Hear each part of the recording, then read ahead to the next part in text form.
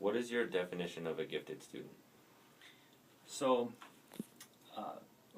my definition is what you might consider an expanded definition from the traditional view that it's, in the past we've looked at giftedness as something we might measure with an IQ. It's something that we might just be able to say is an innate in a child and treat it like it's a noun, like it's a thing, that you either have it or you don't. And I'm kind of rejecting that view and saying that giftedness is not necessarily a thing, but more like a behavior, or I might treat it like an adjective. So you might have gifted behaviors, and it may not always occur, so under certain circumstances or at certain times, and in certain children. I'm not saying that all children are gifted, but I think a lot more might have the potential to be gifted or behave gifted in a gifted way. So to try to wrap up how I would define it, I think my biggest influence is from Joe Renzulli's triad or three-ring conception. And I'm going to give you this slide, but his definition of gifted says that it's when three things converge and come to bear on whatever domain. It might be reading, it might be art, it might be sports, but he says it's when you have above average ability, when there's creativity, and task commitment. So pretty simple, and I think that has really stuck with me as something that I think is great. So I guess given that, our second question leads right into that. How common would you say gifted students in the classroom are with that broader definition of gifted? So definitely more than traditionally we might have thought 1-2%. Some people might think 5% if we were basing it off of just intellectual giftedness or IQ. I tend to be in the range of like 15 to 30%. If I'm thinking in my classroom, who are the ones that might, and I don't even often use the term gifted. I would just, when I'm talking 15 to 30%, I'm thinking kids that might need something different, that might need talent development opportunities, because we discovered something that maybe wasn't just in the regular curriculum. And so we just have to kind of watch for that. And a lot of that stuff can just be accomplished through differentiation, what we do in the class, the pace we might expect to move them, or the content we expect from them. But I still think that there's something unique about there's going to be some exceptional students. And you think about it just like on the other end of the continuum, kids that are below average, that maybe need some extra supports, and there's going to be that exceptional group that needs one-on-one, or that has a learning disability, something in that 1 to 2% on the low end, you would say. Think about what is extremely unique about the 1%, that exceptionally bright kid, or the one that just doesn't seem to fit at all with what's going on in school. And those are the kids that might need a mentor or need a completely individualized plan in their area of talent. Or maybe there's certain kids that just are a couple years out of place. They academically and socially and emotionally should be skipped ahead another year. So there's going to be kids where that might be the appropriate thing. So I definitely say there's the expanded percentage, 15 to 30, I would say, that I might just kind of say advanced or have talent needs. But then there's still that exceptional 1 to 2% that are different than the rest. Mm-hmm. And how would you identify those gifted individuals? Well, again, getting away from tradition, not just through one test, not one IQ test. Although I think an IQ test could be a piece to the big puzzle, but I would say use multiple measures. What a lot of districts will do that we would say is best practice is they would have something like 7 or more types of assessments you could use, and it would be a range of things from standardized achievement tests to classroom performance or examples of their work, observations, checklists from parents, teachers, and even the students' self-assessments, and recommendation forms. And then you would say, well, if you meet 5 out of the 7, for example, then we might say you qualify. And if I say identify, that identify for what, once again. So I'm in my mind right here when you say that, I'm thinking, is there a special program that we need to say we should identify a gifted student for this program? And what's really critical to know is, what is the service that you're even identifying the student for? Because some people don't even think about that. They say, let's identify our gifted kids, and without even thinking about how we're identifying, here's our gifted program, which might be they're going to go do fun projects or creative things.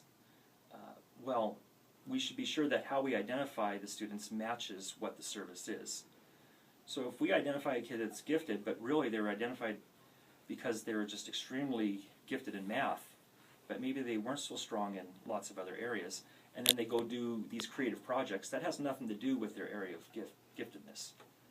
So be thinking real clearly, what is the talent, what is the gift, what are they advanced in, and are we matching the service to the student? So if we're just thinking broadly, we want to identify students that are just generally have it all together. We probably will get a smaller proportion of kids, but then you might say, well, it might be appropriate for them to do these holistic projects that require all the skills, and then the issue is, where do we draw the line? So I want to say, whatever you identify them for, it needs to be defensible that these students that were identified should be in this program because it's appropriate versus what they would have been doing, and those that weren't identified, it's not appropriate for them. And that's where a lot of people go wrong. There's a lot of times kids are identified, they go do these fun projects, and really a lot of the kids that weren't identified would have thrived in that same environment. And so and it's not defensible. And you have parents saying, why isn't my kid in that? They're bored to death in the regular class, but if they were in the gifted program, I know they would succeed. And oftentimes they're right. So it's because the program really isn't defensible. But if you identify them for a program where, let's say in math, we're going to pull you out of the regular classroom for math, and you're going to go do this more advanced math. That makes sense if it's really a good fit for them. Or for reading, we're going to give you this opportunity to go work in advanced vocabulary, read more challenging literature, and discuss with like-minded kids that might maybe think more on your level to discuss the literature. That could be defensible. One other thing about identifying that kind of gets into a whole different method, and this is Joe Renzulli's model, is he talks about the triad enrichment model, where what you do, there's basically three types of enrichment that he provides. The first one is type 1 enrichment, which is just expose students to a lot of a broad base of ideas or experiences or topics, and then you find out what emerges from that. So some students, you wouldn't have known it, would say, I'm really interested in that. Suddenly their motivation is up, we know that they're interested, and maybe we discover that they're more capable than we would have thought. And then so in that way, you're actually letting the students self-identify for the gifted program. You create the right environment, provide the opportunities to see where kids might shine, and then see what emerges. And then you say, okay, we discovered some talent that we didn't know about. Let's work with that maybe in this other setting where type 2 enrichment is where you give them the skills and the training, and then type 3 is really the end goal from his mind of what we could be doing in education, which is providing opportunities for students to work on real-world problems, or doing what he says, what the big boys do, if only at a more junior level. So working like as a junior practicing professional.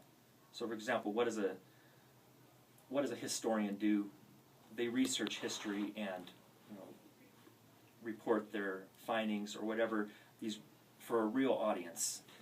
Or we do this really in sports and music. We just don't do it in a lot of the other areas. What does an athlete do? Well, they don't just practice, they go and play the game. Or a musician doesn't just practice, they have the opportunity to perform for an audience. And so what he's saying is we should be trying to do that in all other areas where there's the opportunity to do an authentic performance or create an authentic product, not just a paper for the teacher to grade. Or to do a service. So there's really kind of three main areas: the performance, a service, or a product. really like that model, but that kind of is very much more holistic across the school. We'd be saying, as a school, we're going to run it this way and let students self-identify, and we're going to be flexible with grouping, or here's a resource room where there's going to be a teacher staff that's going to work with kids on their independent projects. As these things emerge, we could send the kid over there and they can get extra help on the computer for that project, or over to the art room to work on that. So it's a little bit more complicated, but there are schools that are using that method. Okay, I think I went long enough on that one.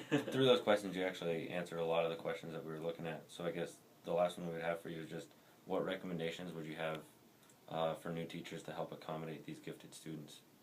Okay, so some big ideas and some really practical ones. First of all, I would say just with your class, in your regular classroom, be watching for students' strengths and talents, and then provide opportunities to develop that or to recognize it. Give them the opportunity to work in their area of interest or create something that shows their natural talents. Because we tend to be in a system often where we're looking for deficiencies. I call it the deficit model. We're trying to find what's wrong with the student and what can we fix. But if we could just get that mindset, and this is really not just for gifted kids, this is for everybody too. But what's the strength, what's the talent, and let's try to develop that. And then through that we could start to correct the deficiencies too. I think a real practical thing that just doesn't get done a lot is, let's pre-test first. Let's just find out, what do we know about our students before we even get into the content or into the year. Try to understand them. If I'm about to get into a new unit of study, if I think there might be some kids that already know this stuff, let's give a pre-test. And if they already know 80% of the content I'm about to teach, why have them sit through it and be bored? So that's where compacting comes in. It's a popular term in education, but meaning compact the curriculum. If they already mastered it, give them something different, something appropriate for them. So we could talk a long time about how to do curriculum compacting, but there's been studies done where elementary age children that have been identified gifted, we've discovered already know over 50% of the curriculum for the whole year before they even begin the school year. And so one of my advisors, Sally Reese, wrote an article, said, why not let gifted, I can't remember which grade level, gifted children start the year in January, because then they could start learning new content. And that's not exactly accurate, but saying that over half the school year they already know the stuff, so we're boring them. So yeah, watch for if you're just boring students, and give them alternative activities, and not just busy work, but stimulating activities, appropriate activities. I would say watch your attitudes, whether you have a negative attitude towards the kids or the parents, because there's actually been a lot of research done that shows that teachers oftentimes have negative attitudes towards their gifted kids, even though you might hear a lot of times quite the opposite. And that stems from sometimes teachers feeling like these kids are arrogant or challenging authority, or in a lot of ways they might be the difficult students. And then you also look at the parents. Sometimes we are viewing the parents as these pushy parents or these high maintenance parents that just aren't satisfied, and we get annoyed with these parents that seem to be questioning why we're not doing a better job with their kid, but really they have a legitimate reason to be upset sometimes. Their kids aren't being challenged. What are they going to school for if they're not learning something, not learning new things every day? And so check your attitudes towards your parents and your kids of the gifted. I would say just join a professional learning community, or keep current on building your own knowledge on issues in gifted education. And some popular ones are NAGC, the National Association for Gifted Children.